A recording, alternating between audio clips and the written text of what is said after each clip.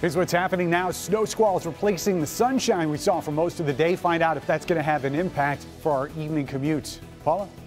Hey, Ben, we're going to go all Big Bang Theory on you. We're actually going to show you a project a local woman has going on right now that has seasoned chemists excited. And here's the key. It starts with students. All right, Paula, also first at 4, birth control and teenagers, what some researchers are saying about making the drug available over the counter.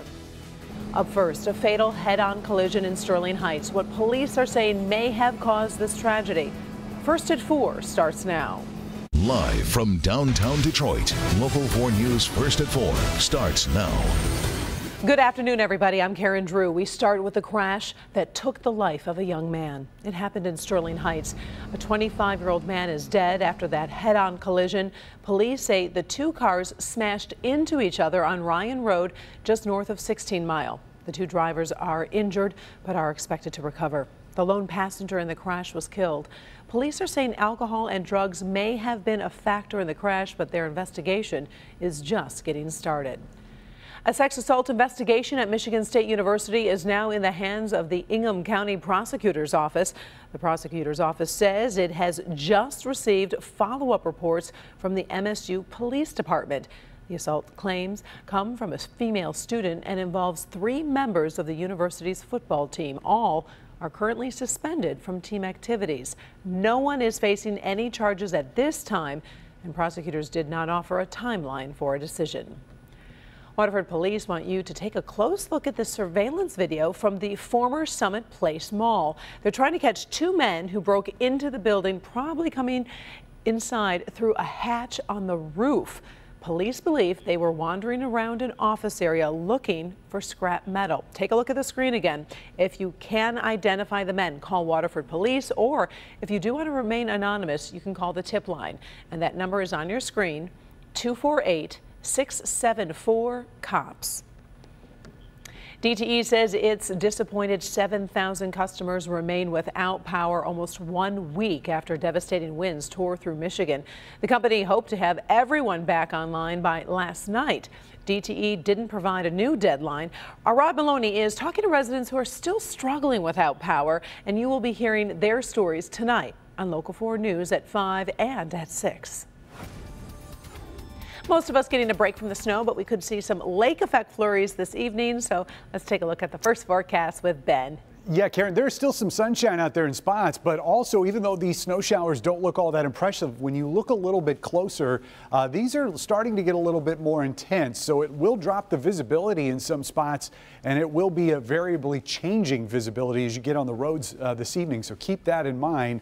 And then as we get later into tonight, further to the north, Sanilac, St. Clair County winter weather advisory start at 5 p.m. going through 10 a.m. tomorrow. This is where we expect lake effect bands to start setting up, and we could be seeing a couple, maybe more than 2 or 3 inches of accumulation there in those 2 counties only. The rest of us just going to see maybe a quick dusting from some of those snow showers that run through tonight, but the majority of us are going to stay dry. We'll look at where the temperatures go because everybody's getting cold. More on that in just a few minutes. Karen? A big nor'easter pounding several states in the eastern United States. These slick, snowy roads are causing some big problems for drivers near Philadelphia. The storm has also knocked out power to nearly 250,000 customers from Virginia northward, and the storm is just getting started. Parts of the Northeast are expecting up to 16 inches of snow. Of course, if you are flying to any city on the Northeast, make sure check with your carrier. Nearly 6,000 flights have already been grounded. New York's LaGuardia Airport is usually one of the nation's busiest. Earlier today, it looked like a ghost town. There will be a backlog of flights, so make sure to double check any flight plans for the next few days. Preparations continue over in Ypsilanti for a visit from President Donald Trump. That's happening tomorrow. He will speak at the New American Center for Mobility. Today, other issues are on the agenda at the White House. Devin Skillion is in the newsroom following the heated debate over health care. Devin. Exactly, Karen. A lot of the talk in Washington centered on those numbers that came out late yesterday from the Congressional Budget Office. In fact, we've had about 24 hours to stew on those. The nonpartisan office looking at the impact of the Republican new health care plan on Americans. When it looks at cost, the CBO says the Republican plan would reduce the deficit by nearly $340 billion over 10 years. but it would come through cuts to Medicaid and subsidies. Healthcare premiums would rise by 15%, according to the report, before dropping 3 years from now. And by eliminating the mandate to buy insurance, 14 million people would likely lose coverage next year. Democrats say the bill is simply bad, while the administration disputes the prediction of how many Americans would actually lose coverage.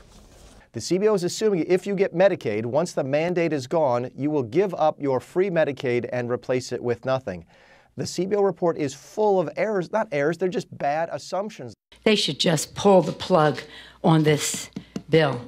Pull the bill. That's our message to the Republicans. This isn't even a good start.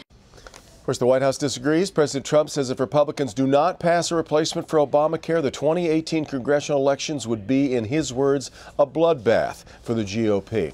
Meanwhile, the Justice Department has asked for a delay to turn over evidence of wiretapping or surveillance at Trump Tower during the presidential election. Congress wanted to see proof by yesterday. They will now wait until next Monday. And in fact, that's when lawmakers will start their hearings on alleged Russian influence on the election. And a lot of people will be watching those hearings very closely, not only here, Karen, no doubt, but Russia as well. Back to you. All right. Thank you very much, Devin. First at 4, we're on top of stories making headlines around the world. Explosions and plumes of smoke fill the air over western Mosul in Iraq today. Iraqi forces have surrounded the western part of the city as they try to kick ISIS out. The fighting is brutal, with ISIS using civilians as human shields, trying to pull the Iraqis in bloody urban combat. Still, Iraqi troops say it's only a matter of time until ISIS is defeated in its last stronghold. South Korea and the U.S. have started military exercises aboard the USS Carl Vinson at an unidentified location in international waters. The Allies call the drills routine, but they're being carried out as tensions rise with North Korea. The Carl Vinson carries dozens of F-18 bombers, tankers, and anti-submarine helicopters, among other weapons. North Korea regards the drills as an invasion rehearsal. The country of New Zealand is seeing a spike in American immigrants since the November presidential election. The Associated Press found the number of Americans who applied for citizenship rose by 70% in that time period compared to the same time last year. While the total number of Americans applying for citizenship is relatively low, many are asking questions online. This former U.S. citizen is happy with her move. It's an extremely livable place, and you can see and sort of palpably feel the difference in how society is organized and what people prioritize. Most Americans who apply for citizenship must live in New Zealand for 5 years. Okay, so if you look really closely at this video, you might just be able to see some goldfish in a Dutch canal. Those fish have one guy in trouble. A Netherlands news service says he has 1 month to pluck the goldfish out of the canal. He released the goldfish back in June with the support of some local businesses to create a mini attraction. Turns out the goldfish could cause some problems by interbreeding with native carp, so the goldfish must go.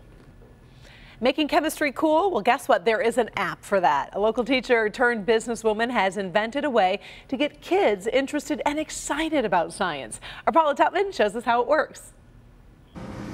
You miss the fun of becoming a mad scientist if you're frightened and intimidated by the things that really scare away most people initially, and that's understanding numbers and elements and formulas and how they go together. But if you are impressed by this, it's because you really don't understand how easy it really is. With the help of the Wayne State University Chemistry Department, we put together a simple volcanic eruption using household items. Simple chemistry, right? Except the very concept of chemistry can be so terrifying to so many people. Okay, so what I want to show you is some of the cool stuff we're building. But it doesn't have to be. Julia Winter, a decorated chemistry teacher for Country Day School, started a company called Alchemy. Now, its purpose is to turn the concepts of chemistry into gaming apps, to lay the mental game work for chemistry. Now, her work has just earned her a $700,000 grant from the National Science Foundation. Some of the apps that we are building take the rules of chemistry and hide it underneath the games. So a lot of times people get freaked out by chemistry, so we're actually trying to teach concepts that honor chemistry without being about chemistry. Today is STEM Day at Wayne State University. The campus is overrun with thousands of students from all over southeastern Michigan. See that thing that says you need 2 lines that are white and red. When you connect 3 things together, they're blue. So try to make blue connections. Perfect test subjects for the apps Julia and her team are developing. So what looks like stars and colors are actually elemental building blocks, laying the groundwork for understanding chem. This is chemistry because the underlying concepts behind this are teaching about the isomers of saturated hydrocarbons. There you go, man. You did it. Look at that. I didn't even help you and you did it. That's wonderful. And now when he gets to chemistry class and they start talking in chemical terms, he can relate it back to something he's got a tactile and intuitive understanding of. It makes chemistry better because you got that little pop, like it's like a connect basically. And it wasn't just the teenagers dialing into the process, but the graduating Wayne State seniors. Because you're actually playing with it. In chemistry, just drawing stuff. You're not looking at it, you're just drawing it and then imagining what the result's going to be. So the stuff in those apps is the stuff those really smart guys in the Wayne State University chemistry department already understand. That Big Bang Theory kind of stuff that really makes most of us scratch our heads. Paula Tutman, Local 4. Oh, thank you, Paula. Still to come, first at 4, a controversy over the new Beauty and the Beast movie is going international. Also, blue jean backlash. Check out this fashion choice marketed to moms. Would you buy a pair? The price and why a high-end retailer just thinks you could be interested. Good afternoon, Dr. McGeorge. Hey, Karen. In Good Health, we're talking about birth control. New research focused on teenagers suggests birth control should be available over the counter. Named Station of the Year by the Michigan Association of Broadcasters, Local 4. Actor Robert, coming up all new on Local 4 News at 5 and 6. Big changes in the city of Detroit when it comes to pet ownership. I'll tell you more about the ordinance that City Council passed and how it could impact you if you're a pet owner. In Good Health, a new survey is reopening the debate on whether birth control needs to be a prescription drug. Dr. Frank McGeorge is here on this. Well, Karen, you know, so the traditional belief is that women, in particular teenagers, probably need some guidance when it comes to the use of birth control. But there's a new study from Johns Hopkins University that has researchers questioning that belief. It estimates more than half of teenagers are already using oral contraceptives. And researchers say most teens have the reasoning skills to make informed decisions. And furthermore, they tend to use the pill more consistently than condoms. And they don't believe that easier access to the pill will lead to more sexually active teens, but it would reduce unwanted pregnancies. Obviously, opinions might differ on that. Many different opinions on that one. Also talking about knee problems, and I know a lot of people are dealing with this, whether it's age or whether it's because they've been in a lot of sports. Exactly. It's extremely common. A new study actually suggests that patients could be making some pretty bad choices when it comes to treatment.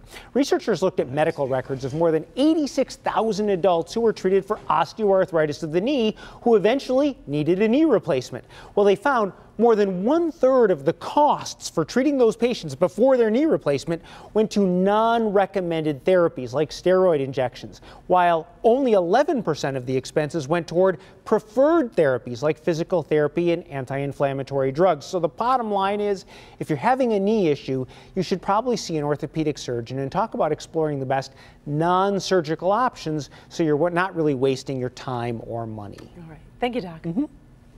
Now, let's head over to Ben for another check of the forecast, and we're talking some snow from the lake effect. That's right. It's here, Karen, but it's not all that intense right now. We're just seeing these patches of snow squalls that are moving pretty quickly, so that's good. So it's not going to lead to a lot in the way of accumulation across most of the area. We're really going to be focusing our efforts north of the city, well north of the city, into parts of Sanilac and St. Clair County once we get later on into tonight. Now, even though the radar is showing that snow's cutting off there just around Sandusky, when you look at the satellite image, you can see these little streaks connecting all the way back to Lake Huron.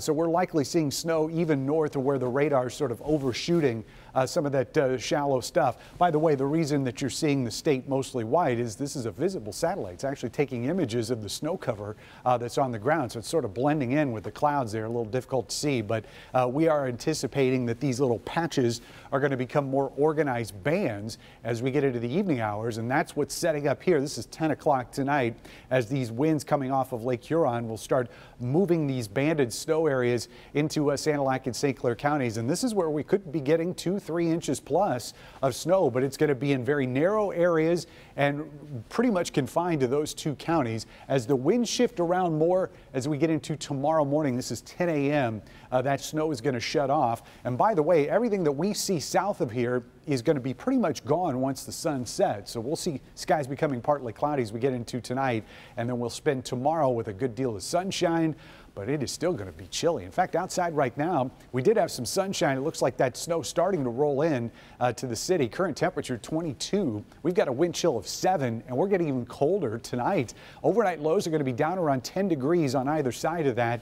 Northwest winds, though, 15 to 25 miles an hour. So even after those snow squalls fade for most of us this evening, it is still going to be blustery, carrying us into tomorrow morning. These are the wind chills as we start right around 0. Couple negative numbers here, West Bloomfield and Troy as well. South zone wind chills will be pretty much the same. A lot of negative territory as we get into tomorrow morning. West zone numbers tomorrow starting anywhere between -4 in Chelsea, -5 there in Milford.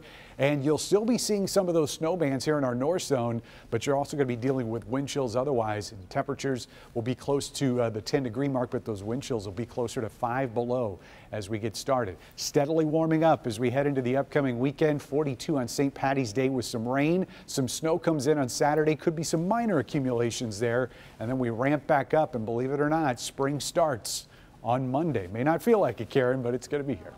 All right, thank you, Ben. Trending today, a lot of people are talking about some new mom jeans. Take a look. Have you seen these on your Facebook feed? The blue jean backlash. We'll be talking about that coming up. Up first, why the new Beauty and the Beast movie is running into some trouble in other countries. But first, as we go to break, take a look at the screen. You'll see how the markets have closed for the day. We will be right back.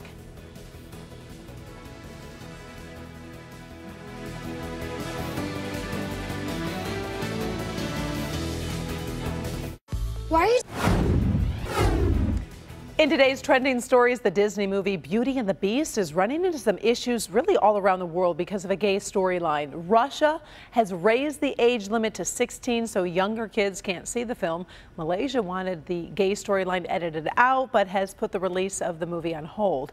In the new version, the LeFou character has a crush on the handsome Gaston. Beauty and the Beast opens this week in the U.S. Advanced ticket sales, by the way, are booming on that one. Okay, this is trending right now. Mom jeans, stirring a lot of debate online. They're actually called clear knee mom jeans. They're being sold at Nordstrom and Topshop. You can see they've got plastic kneecaps sewn in and they fit high on the waist. Nordstrom says the jeans have a, quote, futuristic feel, but a lot of moms are saying they just look bizarre. By the way, it's going to cost $95. I can guarantee you I will not be buying those jeans, and none of my friends will. I don't understand like where the marketing came out that said you needed plastic. If you're going to put holes in your jeans, they should be holes. They should be holes. You don't need the plastic. You know how like when you're walking, it'll be like crank, crank. Oh yeah. Ugh.